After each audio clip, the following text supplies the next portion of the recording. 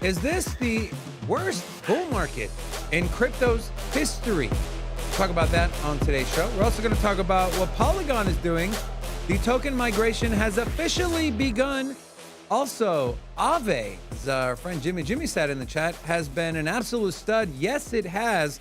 And why things are going to get better for Aave. So if you're an Aave holder or you're a fan of DeFi, we got a lot of exciting news to share with you. Also, OpenSea has been issued a Wells notice.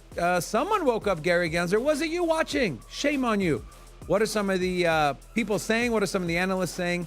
And what are some of the Congress people saying? Is Gary Gensler helping the Republicans get into office? We'll talk about that and much, much more in today's episode of 60 to Crypto. Let's go.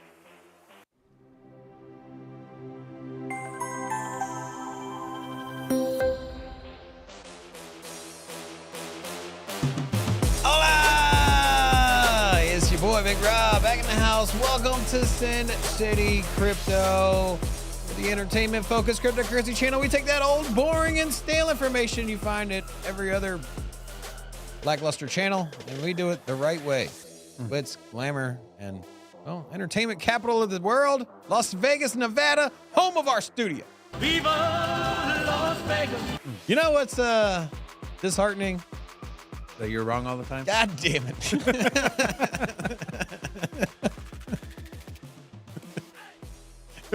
We'll be at 69,000, 68 maybe by the end of the week. Look, I'm sticking to my guns. all jokes aside, right? No one's got a damn freaking 8-ball here, right? Magic 8-ball, right? So we really don't know. But I want to ask you, right? I got some stuff I want to share, right? Like stats and metrics. But that aside, you've been in the space a while. I think we both got in the space around 2016, end of 2016, like towards the tail end of that bull market, right? 2017, Yeah. 2018, we saw the bear market. Yep. From what you can remember, is this the most like let down of a bull market ever? Or what's your take? No, it's still rinse and repeat. You know what it is that, I like your shirt, by the way. oh, thank you. Appreciate that. You know, but What about me? So I liken the Bitcoin chart to love life. And so sometimes you find a girl and you're first in love, right?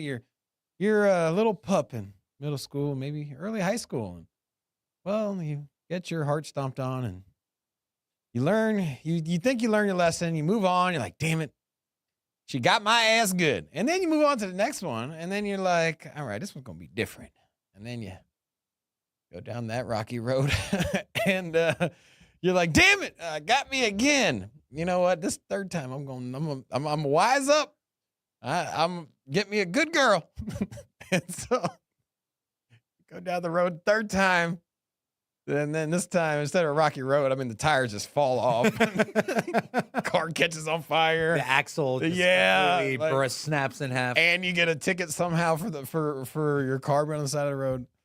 That's how I feel. Like, I'm like, okay, this cycle, we're going straight to the moon, baby. Like, this is it. Like 70K, here we come. 80K, what, $500,000 Bitcoin this cycle, right? And then every cycle, I'm like, damn it. Never learn your lesson, man. Yeah. But I will say this.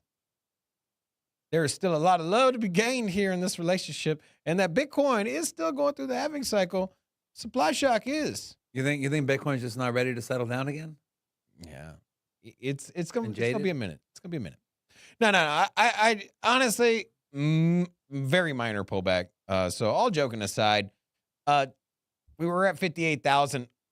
Was that a week and a half ago? We were there 3 weeks ago. We were there 12 weeks ago. Honestly, the downside is not anything to cause concern. We're still in an uptrend on the macro sense, right? We've just been consolidating for 6 months. Did we pop off a little earlier than expected? Per the ETF, the surge of liquidity, the interest, did it come earlier than it probably should have? And for that reason, we've been kind of stuck where we're at. I think that's the case. But I do expect it a breakout, and I know we were joking about it when it came out, but I'm telling you, this thing is about to run. And generally speaking, when you look at the chart for big moves, it's usually after long consolidation, a sharp drawdown, and then a major bounce, right? That's generally how the markets work. And it's usually when you've lost, when retail's more or less lost confidence, they're getting ready to sell. I mean, how many times have you pulled the trigger on that sell button after you've been holding something for way too long? And then you're like, you know what? I'm just tired of it. And then you hit the sell button, and then 7 minutes later, that green candle just comes out of nowhere and just punches you right in the mouth. And so I think we're there, man. I think we're there. Now, will it happen by the end of the week? Probably not. I think I'm off on that one. But I do think that within by next week, maybe definitely by the end of September, just because there's usually a lull in the summer anyways. And so come September, hey, you know what? Let's put the summer behind us. Consolidation summer. I think that we are going into the investment season, altcoin season, and Bitcoin, new all-time high season. There you go. You know, I'm looking at, so here's Bitcoin, right? Here's the Bitcoin chart. So the box I have highlighted here starts on June 19th or June of 2019. Okay. Got to a local high of around 13.6. And then outside of this COVID, right, this black swan event that drove the price outside the range, we're really kind of trading, and I can even move this down a little further. I can move this down a little further here. We were pretty much trading within a range of 7,000 to 12,000, $7,000 to $13,000 for 479 days, right? Spikes, drawdowns, spikes, drawdowns. Bitcoin gains 31%, and then Bitcoin draws down 15%, right? Chop sideways, up, down. And then what happened, right? Volume started to decrease, as you can see here. Volume's decreasing. And then, bam, out of nowhere, we see Bitcoin go from 11,300. Its first leg up was a 70% move to 19, okay? Then we saw a sharp sell-off. This was around a 9% candle. We saw a move up from $16,700 to $20,000. Price consolidated for, what is this, a week and a half? And then we saw another move. And this move was around 35%. And this happened in a matter of a week. Consolidation, a little bit of a drawdown, and you get the point, right? And then a bigger drawdown here with around 35%. Big run up, drawdown, big run up, drawdown, big run up. And here was our first top. Then we saw a massive spill off. And then we went into our second top, which was in November of 2021, which was our all-time high we hit of around $69,000. And it has been down ever since. And just take a look at how price action has fared, right? We kind of consolidated from June of 2022. And then we started going up. We started making higher highs and higher lows. Going into the ETF, we saw Bitcoin run from 27 to around $48,000. And it's been moves up. So this area we're looking at here, and I'll map this one out too, from top to where we are now, of around 170 days. So around 6 months, we've essentially been chopping between, call it 55,000 and 70,000, right? With a few triple tops in there. We are making higher or lower highs and lower lows. But is this what we saw here? And if it is, that means we have another, 300 days, which I don't think is the case. But we always joke about, is this time different? Is this time different? We've never made an all-time high prior to the Bitcoin halving. And this cycle we did. So I think it threw a lot of things off kilter. And so it's just interesting to kind of gauge where people feel like the market is. But at the end of the day, nothing fundamentally has changed for Bitcoin. And I would like to also add that Bitcoin is a free market asset. It has zero, right? The Fed doesn't come in and say, we're going to buy Bitcoin to stabilize the price like they do with treasuries, like they do with mortgage-backed securities. We're going to inject money into the stock markets. Sure, some of that money trickles into crypto, but it doesn't. It's not a direct It's not a direct action to help stabilize the price of crypto. So it's a free market. You got buyers, you got sellers. If it's too overheated, people sell off, price dips, then it goes back up. We would see the same type of price action in the stock market and in stocks and in ETFs if the government didn't intervene. But guess what? They do. And in crypto, they don't.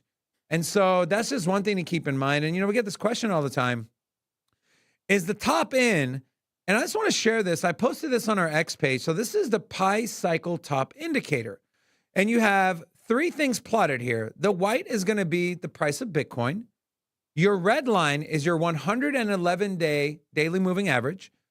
And your green line is your 350-day moving average multiplied by 2. And what we see here on this Pi Cycle Top Indicator, and this is scarily accurate. Scarily is not a word I know, but still. You can see this was back, this was our top in 2013. And once we see the 111-day moving average cross above the 350-day moving average, we see a top. And that happened on April 10th of 2013. And we saw Bitcoin spill off.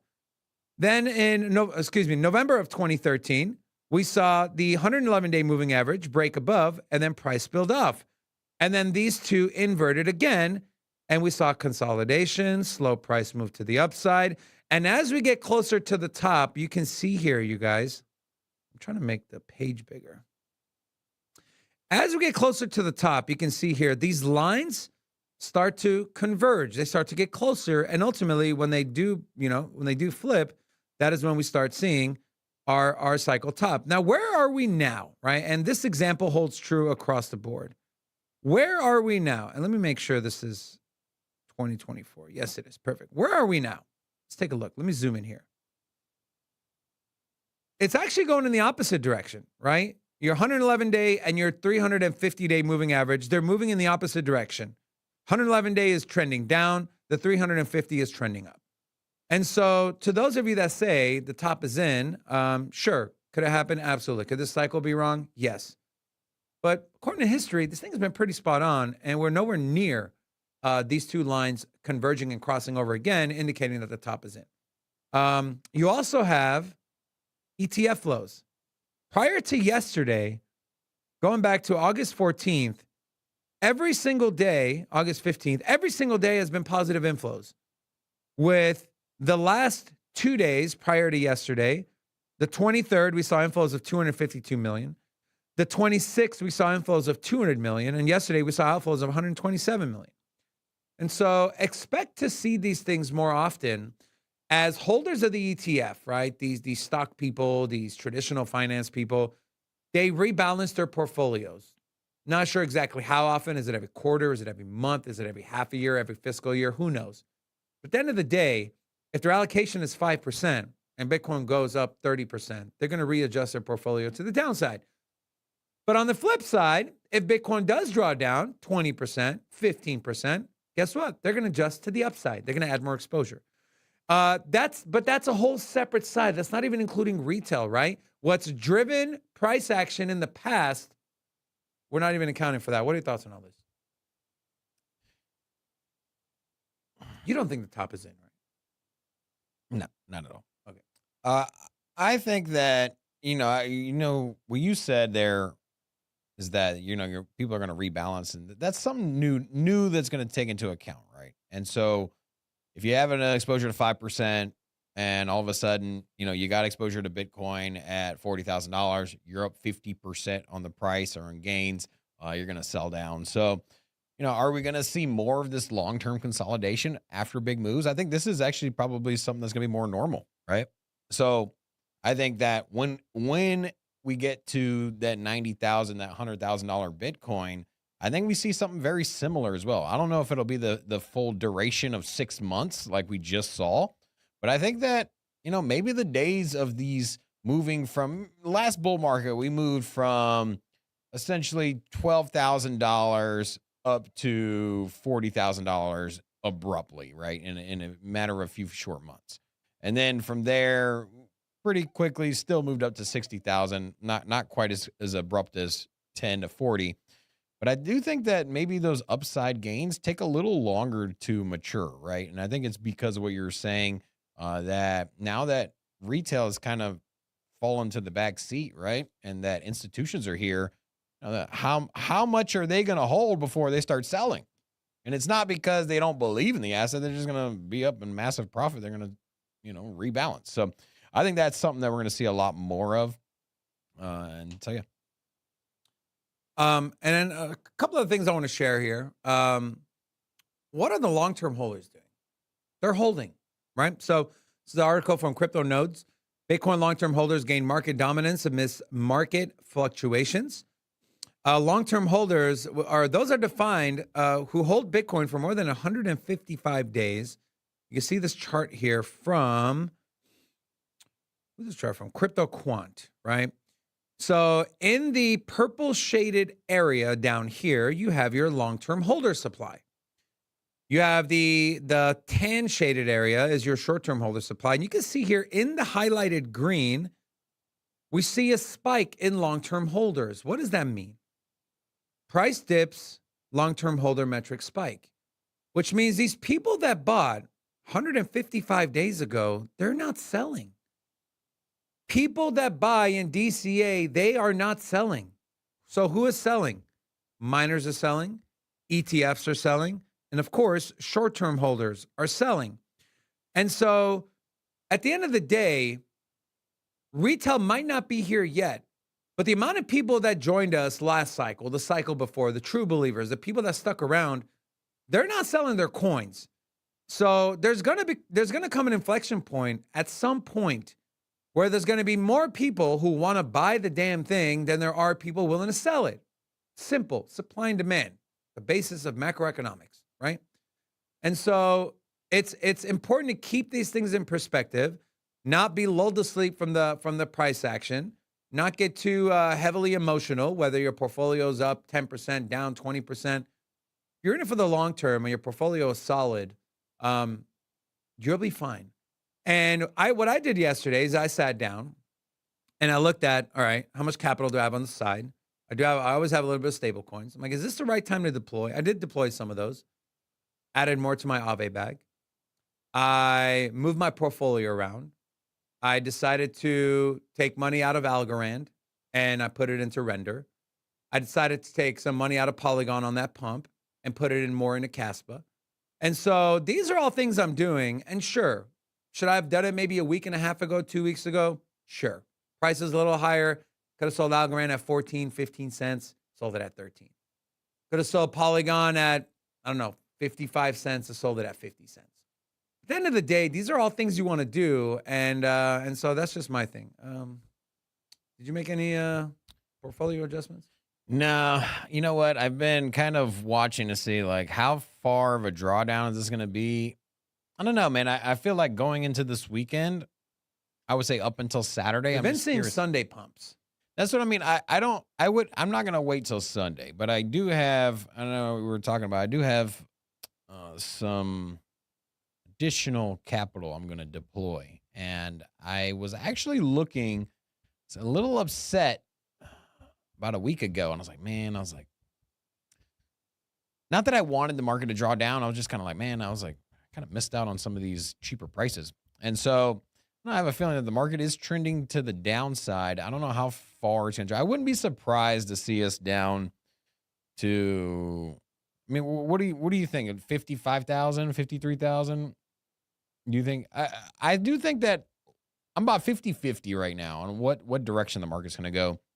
Wouldn't be surprised to see the 53,000 pop back up for briefly, like on, say, Friday night, Saturday, at the same time. The other 50% of me thinks that it'll flip over back to 63. We do have really strong support at 51. Not saying we're going down there. Yeah.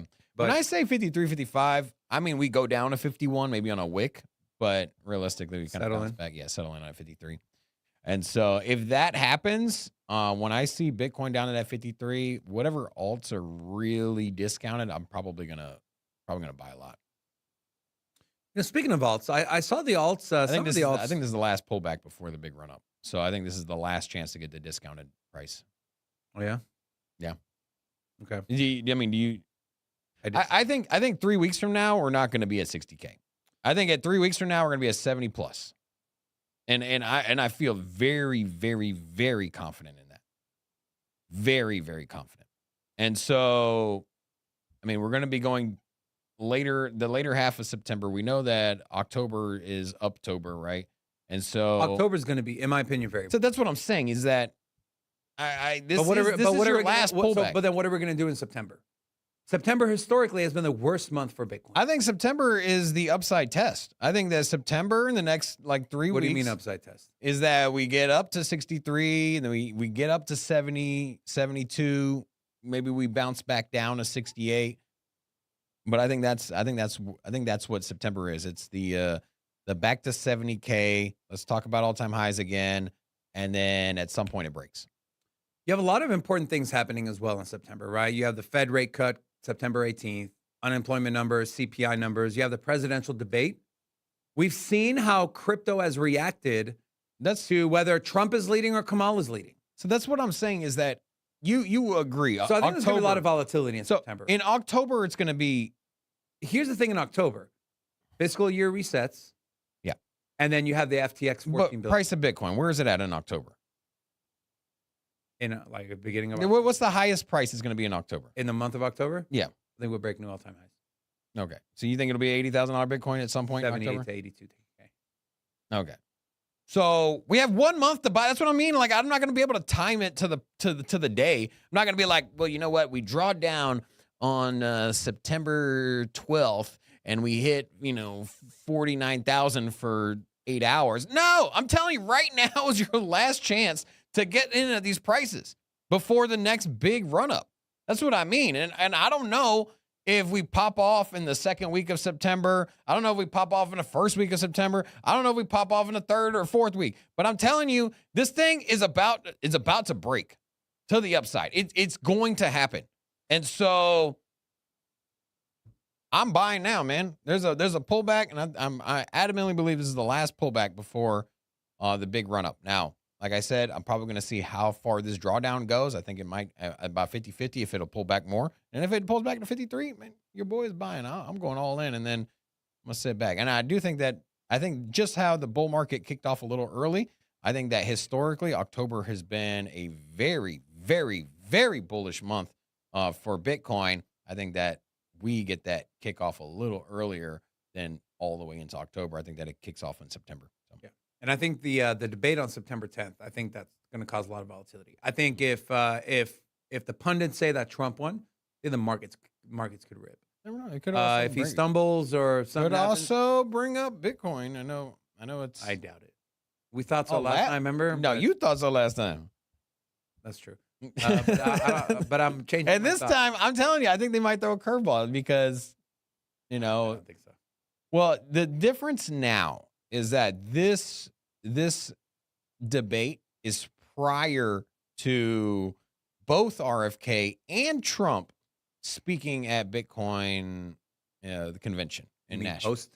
Yeah, this is a post. And so, But it was post last time. No, the debate with Biden. Oh yeah, you're right. Yeah, that was before. So now mainstream media knows that both RFK and Trump are pro Bitcoin. He did launch They're on the same team. He did launch those cards. A lot of people gave him shit about it. I feel way more inclined to believe that they're going to talk about Bitcoin this time around. And especially, I think that, you also don't want to cover the same talking points that they had last time. And I know it was a different candidate, Biden, but I do think that, I think this time around, they're like, all right, so what can we ask? It's going to be a little polarized. I think Kamala's going to answer the Bitcoin question. Well, you see, Bitcoin is a currency, and this currency is a ledger. The ledger is in the sky. That's right. Then you're going to have Donald Trump showing up with a Bitcoin prop. Look, I love Bitcoin so much, I brought this prop here. Look, this is a Bitcoin. We have a lot of Bitcoin.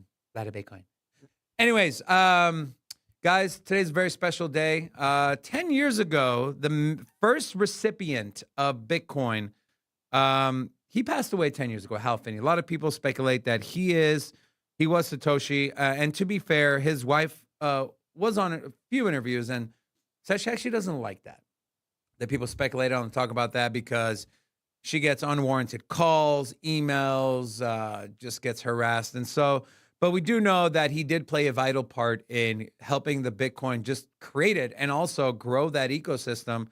And so he was the recipient of the first ever Bitcoin transaction, receiving 10 BTC from Satoshi Nakamoto. So rest in peace, Mr. Hal Finney. Also, would like to say rest in peace to the SEC, hopefully, coming after us as Devin Finzer. This is, I believe, the co-founder of NFT platform OpenSea. They were just issued a Wells notice. This is a post here. OpenSea has received a Wells notice from the SEC threatening to sue us because they believe NFTs on our platform are securities. We're shocked the SEC would make such a sweeping move. Why are you shocked? Against artists and creators. But we're ready to stand up to fight. Cryptocurrencies have long been in the crosshairs, but this move is into uncharted territory. By targeting NFTs, the SEC would stifle innovation on an even broader scale. Hundreds of thousands of online artists and creatives are at risk, and many do not have the resources to defend themselves. Talks about NFTs are fundamentally goods, arts, collectibles, video game items. We should not regulate digital art in the same way we regulate collateralized debt obligations. I mean, it makes sense, right? I feel like, why does this all make sense to everyone except the SEC? You know, it wasn't that long ago that Gary Gensler was asked about NFTs and being securities. I remember that video video. hearing. I tried to find it. I couldn't find it. All right, look no further. You got it. Yay. There you go. All right. All right, so let's play this one here. I like what you said. Suppose I were to purchase a Pokemon card. Would doing so constitute a security transaction? You could purchase a Pokemon card. I don't know what the context is, but if you're just purchasing a Pokemon card. If I purchase a Pokemon at card, is at that a security retail store, transaction? that's not a security. Okay. If I were to purchase a tokenized Pokemon card on a digital exchange via a blockchain, is that a security transaction? I'd have to know more. Okay. So for you, the process of tokenization is what transforms a non-security said it. transaction into a security transaction? Look. What a great if question. The investing, I thought you. Mr. Torres, I applaud you. What a great question that was. So, like, with these people, and I've watched so many of these damn freaking hearings, they refuse to answer questions. They give the same bullshit over and over and over again. And so you got to pinpoint them. And he did. He said, so the way it's being tokenized is a security? That makes absolutely 0 sense. 0 cents. How is that an investment contract if I tokenize something? Anyways, The NFT communities also went off the rails with the memes, by the way. Yeah? So, So you got you got me and the boys after the SEC declares NFT securities here. those mugshots. and then you also got the obvious comparison. An oldie but goodie. Yeah, and then here you got Gensler explaining about NFTs to normies. Wow. Yeah, there you go. So let's see. And then you got you got your traditional NFT art here. Is that the Ice King? Yeah, and then you got My name is Gary Gensler. yeah, so there's and then this is the Pudgy Penguins. So that's a good one. That's a good one. All right. Way to hit an entire community while they're down, Gary. Thanks. And then we did have Wiley Nickel, Representative Wiley Nickel, weigh in on this. The aggressive use of regulation by enforcement from the SEC is a blatant abuse of power that erodes trust and transparency in our regulatory system. This heavy-handed approach creates widespread uncertainty and threatens to derail the progress driving digital innovation in the United States. The SEC should choose to work with Congress to craft clear, fair regulations through a collaborative and transparent process that includes public input.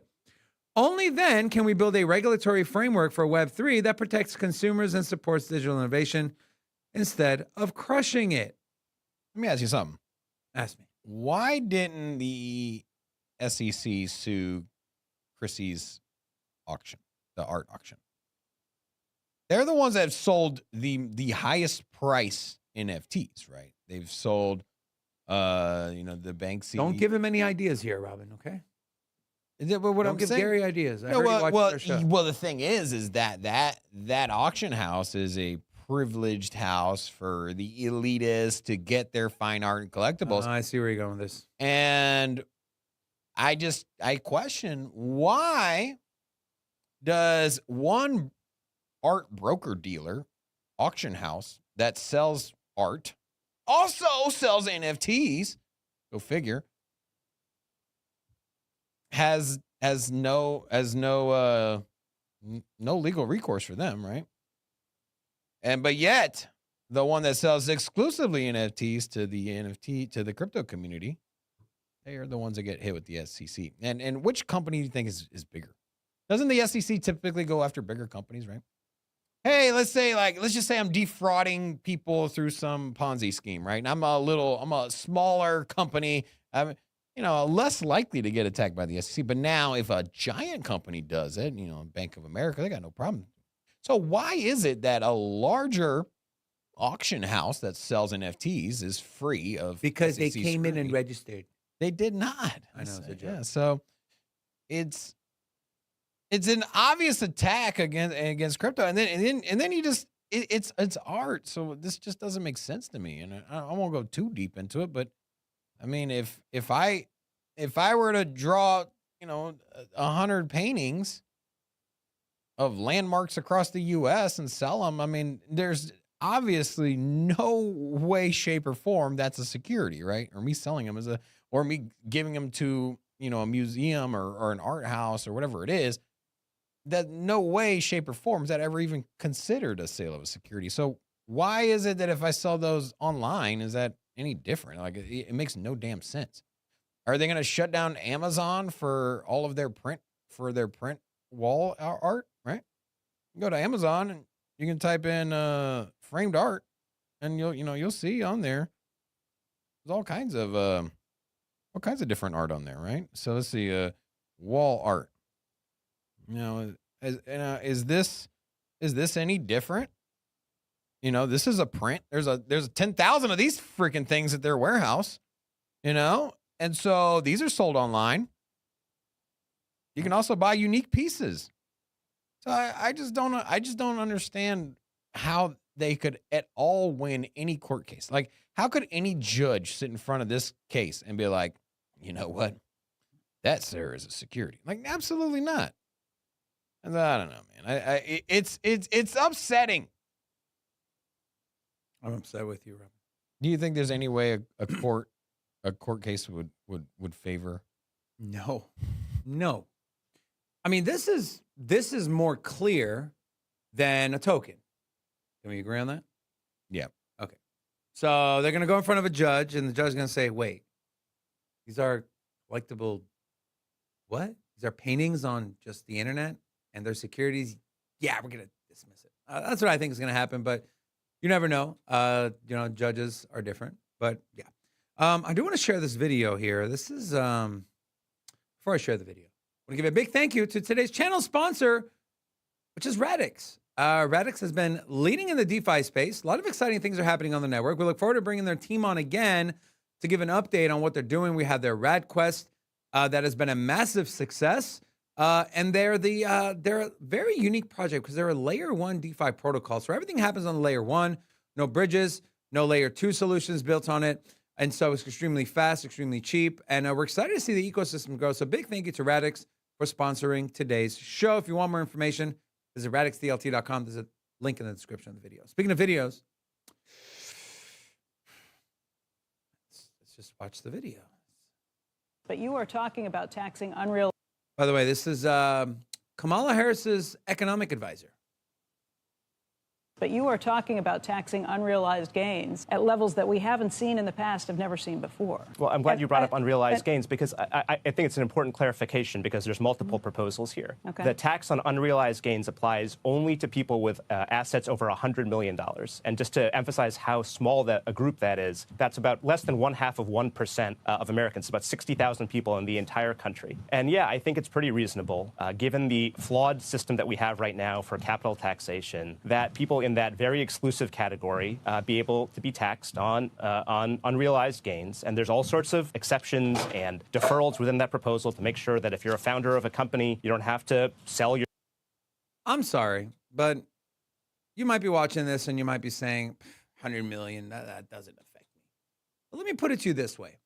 the Bank Secrecy Act in the 1930s, any deposit amount over $10,000, you had to report it. Now, back then, $10,000, I don't know, Rob, if you can do me a favor, brother, while I talk about this, pull up a conversion. $10,000 in the 1930s, how much would that be worth today? And that number, guess what, guys, has not changed. Has not changed. Now, $10,000, sure, it's a good amount of money. It's not a lot of money, not by any means. You probably spend that in 2 months on your bills, your car payment, your mortgage payment, and your utility bill. 2 months of that. You deposit it one time, you got to fill out paperwork and anti-money laundering. And although $100 million might seem like, well, that's not going to affect me. Well, what if you one day get to $100 million? Or what if this opens the door to, you know what? We're actually going to drop it down to 50 million, and then 10 million, and then 1 million. And then, you know what? We're just going to blanket it across the board. So you're sitting there with gains in your portfolio, and we know how fast crypto moves. Let's just say you hit it big on a meme coin, millions of dollars, whatever the case is.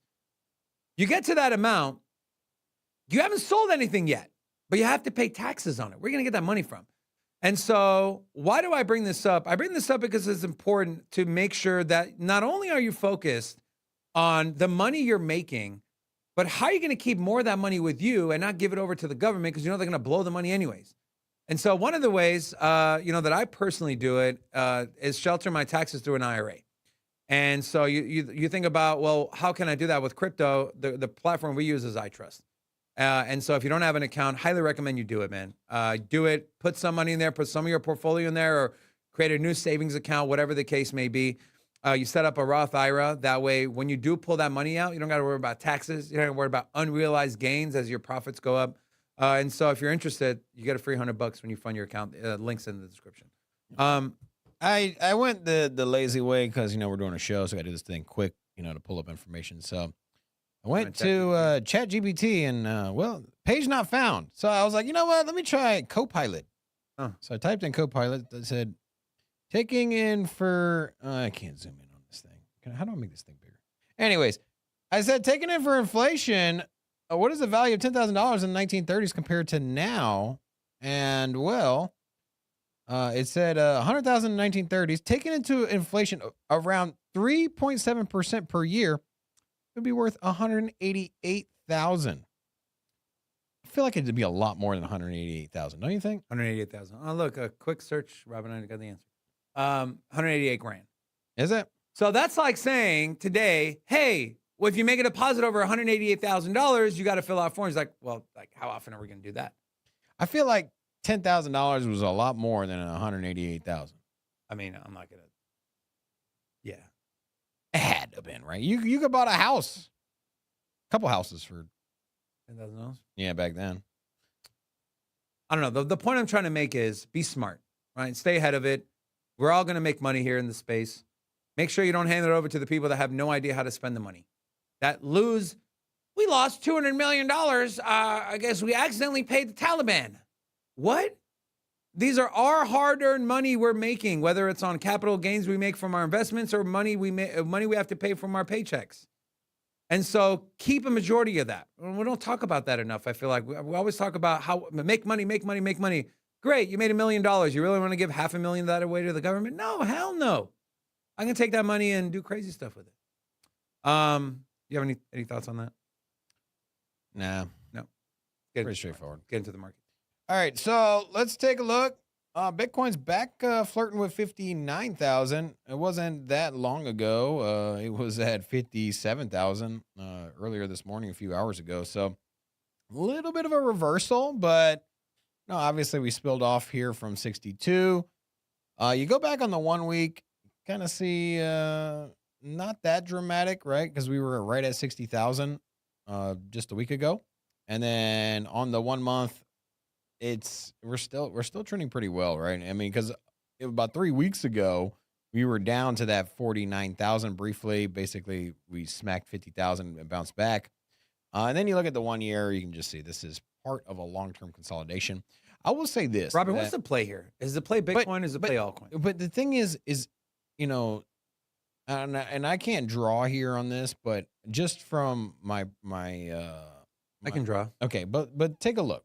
So, since we entered this consolidation, you're getting What is that, lower yearly chart? highs and higher lows, right? I mean, the wedge is, coming. It's less movement to either side, right? I think that the big swings are subdued, and I do think that we're going to have a massive breakout, right? I mean, don't you agree? When you say massive breakout, are you saying like the 65,000? No, above that, above the 70. I think that you see that $73,000 to $80,000 soon. And back to what I was saying. At the end of the day, like you said, like this is a falling wedge, right? Or a falling channel Yeah. at the very least. Yeah. Lower highs, lower lows, outside of maybe this one, right? You pretty much had a triple top. 1, 2, 3, lower high, lower high. We'll see when the bottom sets in here. Is the bottom already in? Maybe. If we rally, obviously, 63K would be the level to take out. But I feel like with Bitcoin, man, unless you're like a trader, like a leverage trader or a swing trader, you kind of got to like just zoom out, man. What are you going to catch a $5,000 swing to the upside or to the downside? Like Bitcoin is something you just have a strategy to DCA and leave Yeah. it alone. So my question is, with current prices, Bitcoin at 58.8, you have some altcoins, some are up, right? I know ETH was up over $2,500, was down at 2,400 last night. Is a play here to move money into Bitcoin, let Bitcoin ride up, and then disperse some of that money into alts, or are you more bullish on alts right now? It depends on your risk, right? Or at the end of the day, my strategy is that we're going to have a breakout above all-time highs at the latest October. And I do think that, this week and the next couple weeks is going to be your last time to position at these prices. That's how I'm dealing with it. Now, whether you want to take that risk as well, could we go back down to 40,000? Yes. Is it in the realm of possibility? Yes. Is it what I'm positioning for? No. And so I'm just looking at historical data, the market, political system, the political influence. It just seems like I've been down this road before. I've hit home runs before. I've made a lot of money. And so for me, 40,000 isn't in play. And so for me, I'm looking at it, I'm like 70, 80, 90,000 is in play. And I think that's right around the corner. And, as the wedge becomes tighter, I think that your breakout's going to be that much bigger. And we know that the altcoins are going to outperform Bitcoin's move when that happens. Now, is there a little bit of timing in there? Is it a little bit of luck? Absolutely. But I've been in the game long enough to identify certain signals, sentiment in the market, and I've had a lot of success with it before. So my personal strategy is, yes, I'm buying altcoins. I'm buying Caspa, I'm buying ICP, I'm buying Cardano, and whichever one tends to fall off the most in these big dips is what I'm positioning in. And this is the last dip before the big rip. So that's what I'm doing personally. Now, what you, the viewer, how much capital you got on the side? Are you just simply going? If you're just DCAing and long-term buying, and you're just because you're ultra bullish on something, go just have at it, man. You know what? Take advantage of these cheaper prices. But I like to snipe out opportunities, and I think that's exactly what we have here in front of us. And so for that reason, I'm eyeballing the altcoins. What's a bigger opportunity here? Is it Filecoin at $3.65, or is it Hedera at 5 cents? Oh, Hedera. Filecoin, no shade there. I'm just very, very passionate on Hedera. I really, really like the direction they're going. I just haven't. How much headlines have you seen on Filecoin? Now, I know they're the deep end play. I know that they are front runners in the sector that they excel in, and so not anything against them, but I don't know. I see a lot of potential for upside coming from Hedera, or a lot more than Filecoin. I feel like it's more trendy, right? More interest from retail. They also have the big partnerships with heavy hitters on the institution side and the council committee as well. So, what are you favoring there? Between those Filecoin or Hedera?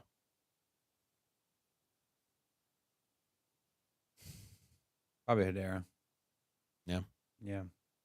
I don't like Filecoin's tokenomics suck. And I think Arweave, in my opinion, I think on my grading, Arweave was one of the top when it came to tokenomics. Very few have better tokenomics than Arweave does. Maybe like Litecoin, maybe. But at the end of the day, but Hedera is just very unique, as you mentioned. You know, the partnerships, the RWA narrative. We'll see how that fund goes with the BlackRock fund they tokenized, and just the governing council, the people they have access to, and who they have access to, right? And you're looking at a 5-cent Hedera. Where did Hedera get to all-time highs, right? Take a look. All-time highs, according to CoinMarketCap, Hedera got up to around 45 cents. So look at that, almost a 10x from here. My project has been around a very long time. Projects that have been around for 5 years. Been building. Tech is great. Community is great. Use case, utility, great. So these are the things you want to look at. And if you have a plan as far as what you want your portfolio to look like, you start there. And then you try to snipe out projects that you believe are undervalued. And that's what you should be doing during times like this, right? When everyone else has logged off their app or deleted their portfolio tracker or completely tuned out. Stability and non-volatile price action and movement in the markets, this is the times where you want to sit down and reevaluate, right? Sure, we can all want to FOMO in when the price starts rallying 20, 30, 40, 50%. Chances are you're probably going to make a bad move. The time to do it is now. And so that's what I did yesterday. As prices went down. So, and then, ETH at $2,500, right? That is up over 0.25% on the 24-hour, on the 1 hour. Let's take a look at the biggest 1 hour gainers. Celestia is up 2%. Say is up 1.9%. Got a couple memes. Pepe, dog with hat. Look over the 7 days. You got a meme and then you got AI up here. You got memes and AI, right? Popcat, 51%. ASI slash fetch is up 28%. Render up 25%. Did NVIDIA drop their earnings report already, or is it market close? I'm not sure. Market close? Rocco says market close. Okay. So we should definitely see some volatility in the AI stocks. If NVIDIA destroys their earnings forecast, I think AI is going to rally. If it doesn't, I think you're going to see a sub $1 FET. You're going to see a sub $5 render. But guess what? Nothing changed for these projects. And so these are opportunities that you want to take even in a bull market, right? The idea of you have to invest all your money in the bear market and then just do nothing. That's not true. That is not true at all. What if you don't have money during a bear market, right? You want to build up over time and you want to do your homework. You want to watch shows like ours because we'll give you the alpha. And then you want to decide, okay, what are my price points? What do I want to get into? What do I believe is going to have, 5 years down the line, 2 years down the line? What do I think retail is going to come in and buy for this cycle? I want to get a 5, 6X. These are the times to do it. So yeah. And then, there's a bunch of new people here in the chat. So to those of you that are new, say hello. We'd love to give you a little shout out. And so we got B at SP, Lucas and Gogo, Rob S, Dude Viper, Aaron and Tizzo, True Secret, X Coconut, and to all of you, hola! Welcome to Sin City Crypto. What are your thoughts on coconut? You like coconut? I like coconut water. I don't like the actual coconut. It's dry and nasty, and it's like cardboard. Thank you. But the water itself is very refreshing. What about coconut milk? There's no coconut milk. It's not a mammal. There's no milk, okay? There's tried coconut water, You've and never then tried there's to milk coconut. You've never tried to milk a coconut? Maybe we'll go buy a couple coconuts from the store later. We talked about Toncoin on Monday, right? Founder, straight to Yale, landed in France. Authorities took him. A lot of people are saying he's out, free. Not really. Take him out of jail, take him to a courtroom. We'll see if he's going to get indicted or not. But on the back of that, you saw a lot of support come out for Ton. We saw, I forget who it was, said they bought $500,000 worth of Toncoin on the open market. The account grew, the number of wallets, accounts grew by 3x in a day to from 200K to over 600,000 accounts. And so what were the repercussions? Toncoin, 7-hour outage. This is an article from dailycoin.com. It's down again. Yeah, I mean, I got that tweet as well. So the increasing congestion on Ton has recently culminated in a significant outage. On Tuesday, August 27th, around 11 a.m. Universal Standard Time, the network suffered an abrupt disruption which halted block production for nearly 7 hours. Triggered by abnormal load on the network, the disruption was primarily associated with the recently launched Dogs meme coin. Then you have this from the Toncoin Foundation.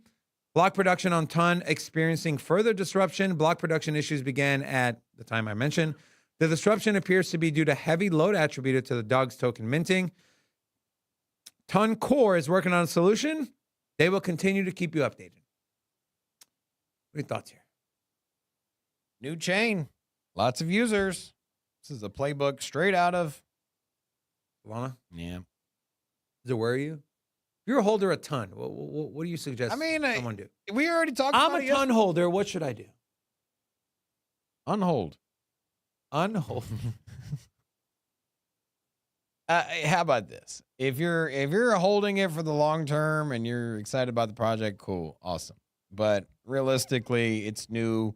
You're probably small position there. You probably bought it because it was trendy. And you know what? It's still relatively good value from, unless you bought it within the last 60 days, you're more than likely up. And so I don't know, man. I would, and I'm not, and we could be wrong on this. And just look at it from a risk rewards proposal. And so on a risk reward, I would just say that, like, I mean, what is the potential for upside? You're talking about top 10 token, top 10 project. And so it's not, you know what? It's not that, it's not going to get the $55 this bull market. That's what I'm saying. And so could we see a $22? No, it's so high up the market cap. I mean, you look at how much market cap does Ton have? It's at $14 billion. So for it to get to a 10x would put it right behind Ethereum.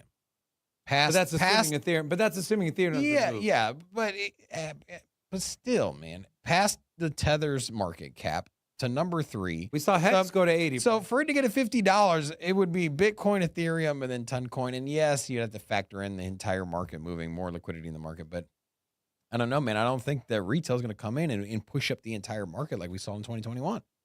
And so for that reason, I think you're going to have to pick out the ones that really, really do well. I think that what we saw with Solana and Caspa and other projects ripping when the other alts are kind of falling asleep. I think that's what we're going to see more in a macro sense, right? I think that if you take the top 100 tokens, the top 100 projects and the coin market cap or that lead in market cap, I think 15 or 20 of them are going to outperform Bitcoin. And I think the rest are not. And so for me, which ones are trending and got the most market behind them? And so could Ton get to $20, $25? Sure. I think that's more realistic. But at the same time, outage, another outage, the founder locked up, just a lot of uncertainties. Like, there's so much money that can be made. It's gonna be so easy to make money in this bull market and with these altcoins. Why take such a big downside risk with a mitigated upside? I want to do rapid fire. Okay. The date is August 28th, 2025. So 1 year from today. Has Solana outperformed Bitcoin? Yes. Has Ethereum outperformed Bitcoin? Yes. Has XRP outperformed Bitcoin? No. No.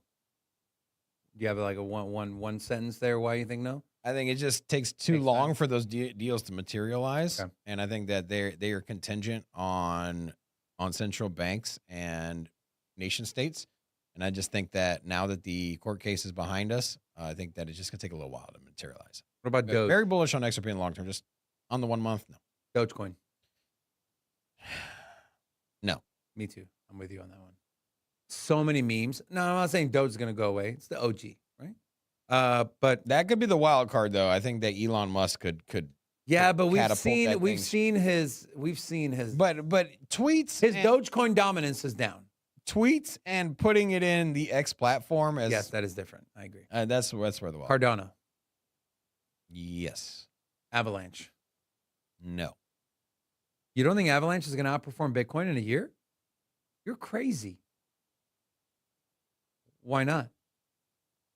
I think You don't think the gaming- Web3 is their strongest asset, and there's just shrapnel. The shrapnel team is abandoning ship. They are? Yeah. That's news to me. Yeah, they're not. They're There's not there's a fire. There's fire at headquarters. really. Yeah. Do you have any insight on that? Mm-mm. Okay, I didn't. I saw some articles. Some gamers were talking. They do have about Off the Grid that launched, right? it, and that's not doing great. I mean, give me one Web3 game that someone that's not in crypto is playing. Exactly. And so, if retail's not here, do you expect retail to come back in the same way they came back in 2021? No. Okay. Unless So if retail doesn't come back in the same magnitude that they were in 2021, who's gonna you think Wall Street's gonna be playing Web3 games? yeah, but this is one vertical they have. What about strongest. What about the institutional? What about the RWA? I'm not saying they're a one-trick pony. They put the whole You ask California me a DMV question, on I their give you an answer. blockchain. You ask me a question, I'll give you an answer. It's called okay. Near Protocol, Are Will it you gonna yell at me on this one too? maybe. Will Near Protocol outperform Bitcoin?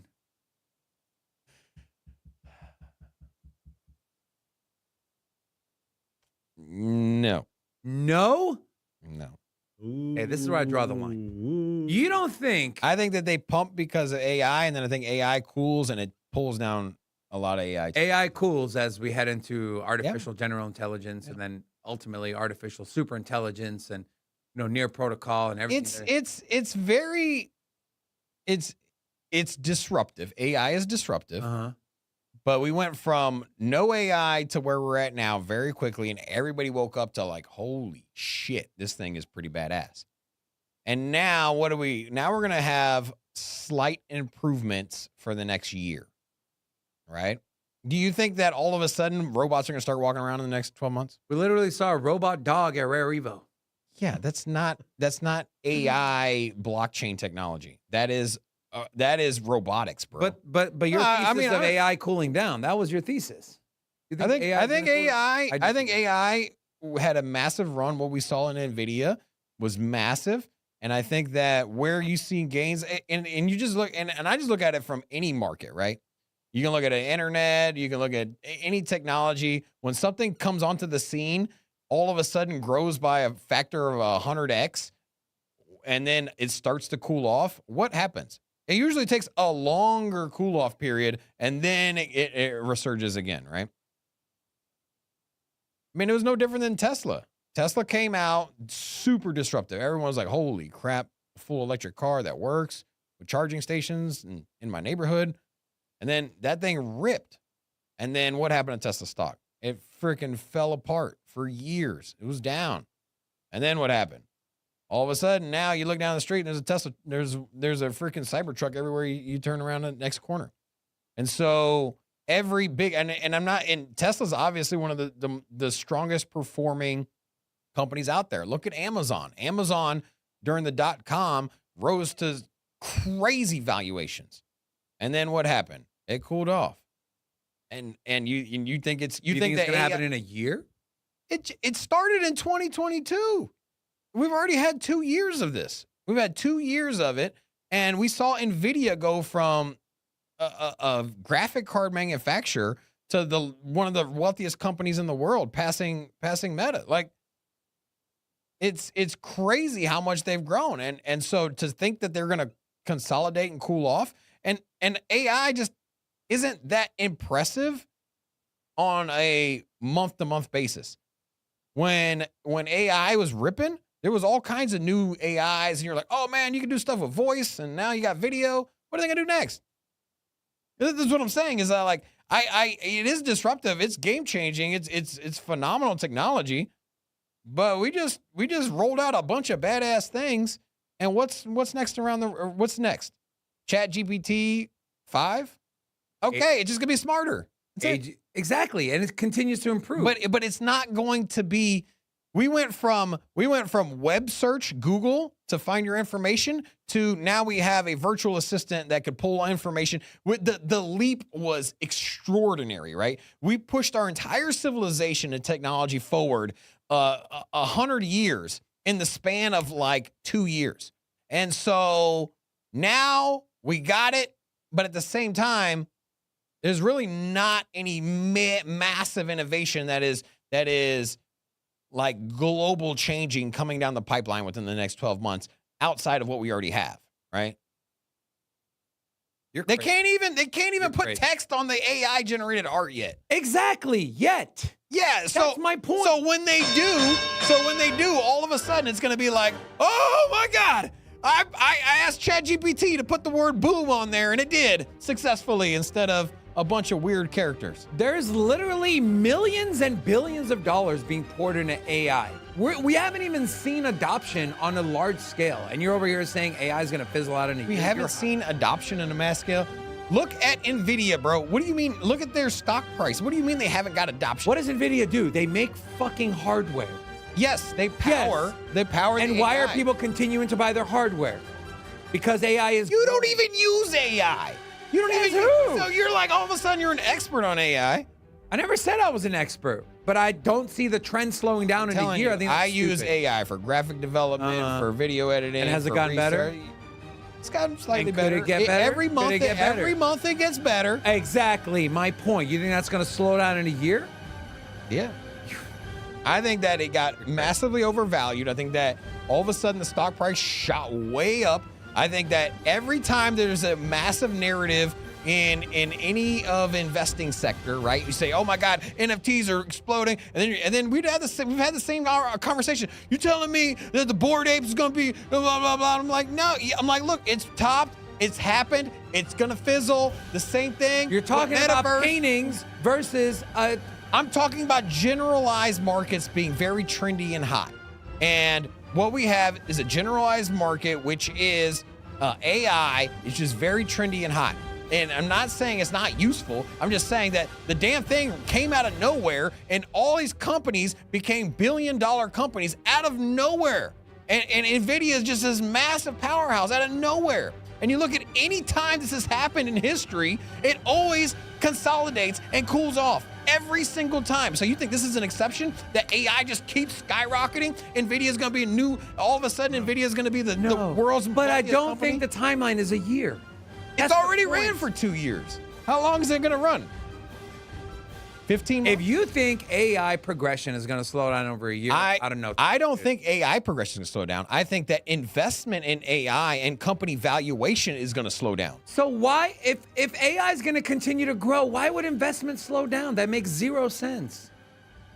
That makes zero sense. Did Tesla stop producing cars and innovating their cars when their stock price dropped? Did Amazon shut down their website when their stock price dropped down after the 2000 dot-com bubble? No, they kept building. But you know why did the stock price go down? Because it was overvalued at the time that the market was going crazy over it. And right now, NVIDIA is overvalued because everyone's got this euphoric AI is going to dominate the world. Terminator 3 is around the corner type bull crap. And so you want to poop on it. I'm just saying, look at history, bro. Look at history. And you're also Mr. FOMO, bro. You go where the trend goes. You're dumb money, bro. I'm dumb money. Okay. I want to know what side of the aisle or the desk here that you guys land on. Are you with me here? Do you think Near Protocol is going to outperform Bitcoin going into 2025 for one whole year, or are you with this guy here who thinks AI is going away in a year? I didn't say it's going away. I just said it's going to cool off. And I think Bitcoin outperforms AI. Crazy, bro. You're crazy. You're crazy, man. Crazy. You know who else is crazy? Jimmy gifted 20 memberships. Man's off the rails. And then also... Why is Rocco on the poll? He didn't say anything. So we got Round Earth, Lasers, Oculus, S Vega, Tren, Rabon. We got Brandon V, Stephen Young, and then Alex Wells. To all of you, hola, welcome. All right. I can't talk anymore. I'm lost some brain cells. I'm done. Guys, if you're new to the channel, welcome. Make sure you subscribe. We have do a bunch of videos. We have a Cardano video coming out later today in about 50 minutes. So if you're a Cardano fan, I do kind of touch on the whole narrative on, is Treasury a good thing, a bad thing? It's going to be bad for price. I give my opinion on that, and then just an update on what's going on with the network. Also, big thank you to Andrea for a $20 super sticker. We would appreciate it. And Cheeks said, I would vote, but who's who? David. The handsome gentleman is Big Rob. How you doing? Anyways. I'm the winner, Rocco. Rocco. Yeah, the guy that looks like he's close to his midlife crisis. That's Robin. Did Rocco win the... It was in the pool. Of course Rocco won. Who's right, Rocco? 41%. Anyways, guys, with that being said, Rocco, Yeah. thank you so much all for tuning in. We go live every Monday through Friday at 2 p.m. Eastern Standard Time right here on YouTube. We also stream on X, Rumble, and Twitch as well. Don't miss any of our shows. Until tomorrow, my friends. Sin City, crypto. Everybody know we here for entertainment and info. Gonna show you how to get that big dough. So every day stay tapped in for big facts, no capping. With Bitcoin, if you're in, then you win. We divide the pie with no fraction. It's Big Rob, David. I spit the game, but they gave it. Name the coin, it's your favorite. I got dry powder, why save it? To the OGs, new beginners. Special shout out to the well members. Buy a dip, sell winners. Ain't really nothing you can tell sinners. Tune in for the latest new flavors. They gonna teach us mean coins. They polarizing like barbecue chicken pizzas. I laugh with a major grin. Laggers, we trade them in. Baddies, they came to sin. And sinners gon' play to win. Screaming, hola, till my bags are flowing over. Hold ya to the moon and to the solar. Won't I? Don't be letting FOMO control ya. It's over when the